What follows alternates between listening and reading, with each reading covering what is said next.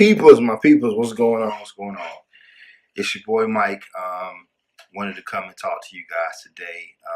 Another episode of Marriage Talk. Um, so I wanted to come and kind of talk to you guys a little bit about what it means to be married. Um, Marriage is not something that you can take lightly, and it's something that you have to enter into with the correct perspective, or you're going to immediately put in jeopardy the longevity of your marriage.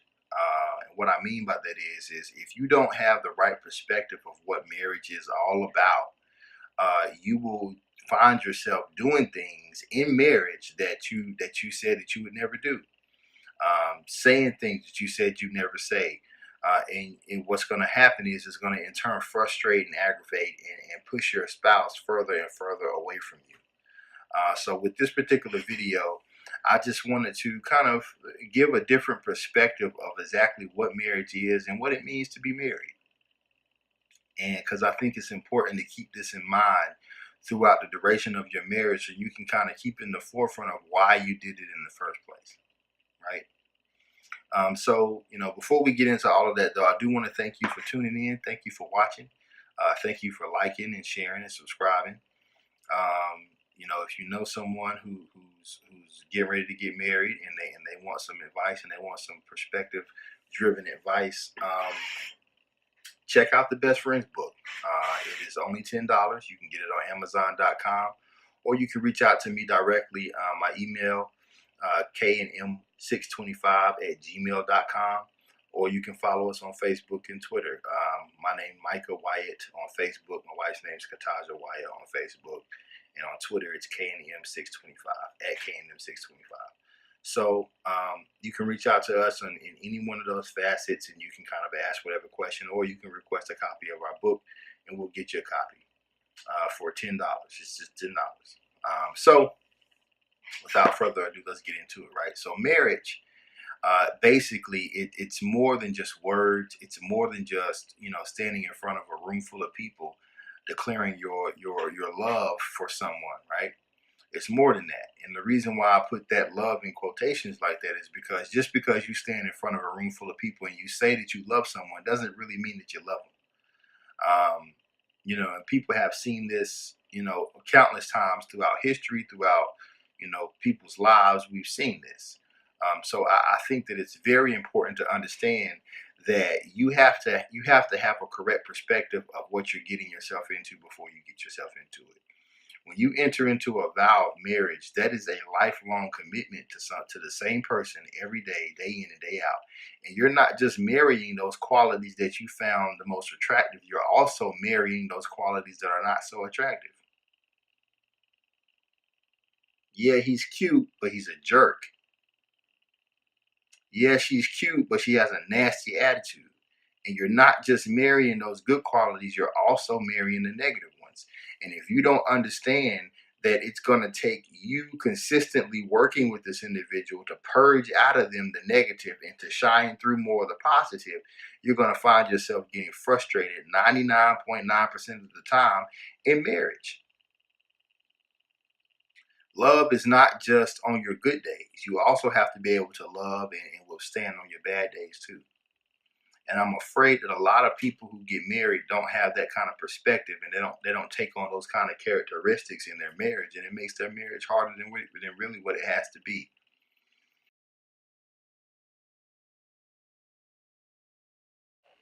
Sorry for that brief interruption, but that was my little brother calling to come in and stop by my house. But back to the topic at hand. So yeah, I mean, we kind of make our marriages harder than what they have to be.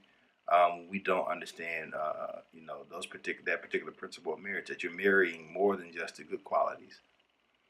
You're marrying the bad ones too, and also just having the right perspective of marriage before you get involved in marriage also involves you understanding yourself, because it's hard. It puts a even harder strain on your marriage when you get married and you don't know who you are. So how am I, as your spouse, supposed to know who you are and you don't know who you are? So you don't like something, but you can't tell me why you don't like it. You can't tell me what I can do to help you fix the problem. You can't tell me any of that information because you just flat out don't know. And it's not that you couldn't have known, you just didn't take the time prior to marriage to actually truly get to know yourself before trying to commit yourself for a lifelong thing to someone else. You know what I'm saying? So, those two things are very important. You have to understand that when you get married, it's not like a fairy tale. This isn't going to be what you see on TV. You're going to go through some pretty hellacious situations that could ultimately ruin your marriage if you allow it to do so. But if you really take heed to the commitment that you're making, you understand that, hey, I'm in this thing for the long haul. So whatever happens, we just gonna have to find a way to work through that. And if at the end of the day we can't work through it, then we have to make a collective decision as to how we're going to get through it. If we need counseling, we're going to have to sit down collectively as a unit and get counseling. If we need to tweak the way that we communicate, we're going to have to start doing that. And you're going to have to take a more active and a more real life practical approach to your marriage. And I'm afraid that a lot of people who get married, unfortunately, do not have a practical perspective and approach to their marriage, and it thus forces their marriage not to succeed. If you get married to a woman who loves to shop and think that she's not going to spend money, well, that's just not smart. That's just not smart. And then on top of that, you're not going to have a conversation about how you plan to have the family finances delved out. That's just not smart. And now you're mad at her for doing something that she had been doing prior to marriage that you knew she did prior to marriage, but you never said anything about. So now that you're married, it's an issue. When this could have been avoided had we had a conversation about it, or had you just realized that, hey, this is a part of her that is just not going to change. She going to spend this money as quick as she get it. So rather than getting upset, let me just figure out how I can delve out or budget as much as I can her financial spending so that we can make sure that we're able to live and that bills are still getting paid, there's still food on the table, there's still clothes on our back, and whatever the case might be. So a lot of this boils down to general perspective and just overall conversation and communication, which is the first chapter of the Best Friends book. We talk about communication in depth in that chapter, and we give a great acronym. It's called CRAFT, about how to communicate with your spouse before marriage and during marriage, because it's so important. So with this particular video or this particular episode or whatnot, I wanted you guys to really, take some of the things that I'm saying and kind of apply them to your marriage, because it's gonna help you in the long run. So you have to first learn how to accept the fact that I didn't just marry the good qualities. I also married the bad ones. And as your spouse, it's my job to assist you in purging those bad things and those qualities that are not so attractive out of you, so that the good qualities continue to shine through on a more consistent basis. And secondly, you know what I'm saying, we have to understand and have a practical approach to marriage that's going to be conducive to allowing us to sustain in the long run. In the long run, got to. Because if you don't, your marriage it's not gonna work. It's not gonna work. And you have to also know yourself. I kind of got those switched up, but I said the last one first, and then but it doesn't matter. It's still the same. You have to know yourself.